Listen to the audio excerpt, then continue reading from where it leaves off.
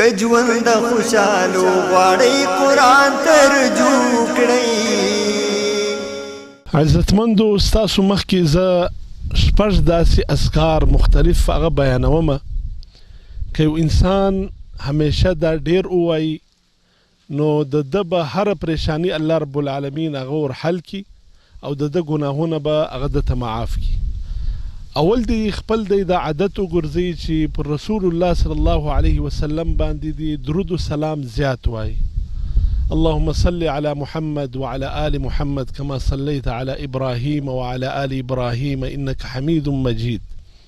دوم ذکر دی همیشه استغفار زیات وای، استغفر الله استغفر الله استغفر الله.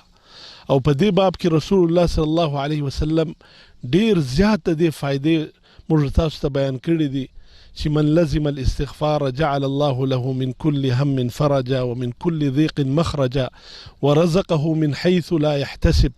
د ټوله پریشانیانې به الله رب العالمین دته حل کی او د هغه خاصه به دته رزق ورکي چې د وهم و ګمان هم نه. دغسې دریم ذکر لا حول ولا قوة الا بالله. دا الفاظ دي زیات وایي ځکه په دې باب کې هم رسول الله صلی الله علیه وسلم فرمایي چې دا کنز من کنوز الجنه، د جنت د خزانو سه یو خزانه ده. دغسې څلرم ذکر هغه دغه الفاظ دی زیات وایي چې یا ذا الجلال والاکرام.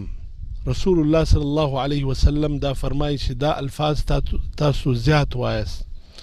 په دې کې د الله رب العالمین عظمت و کبریات هم اشاره ده او د دې سره سره انسان غوښتلو ته هم اشاره ده چې ای کریم ذاته ته پر موږ باندې رحم و کرم وکړه. دغسې پنځم هغه ذکر چې په هغه باندې د انسان پریشانیان هغه ختمیږي او الله رب العالمین د ده مصیبتونه په هغه باندې ختموي.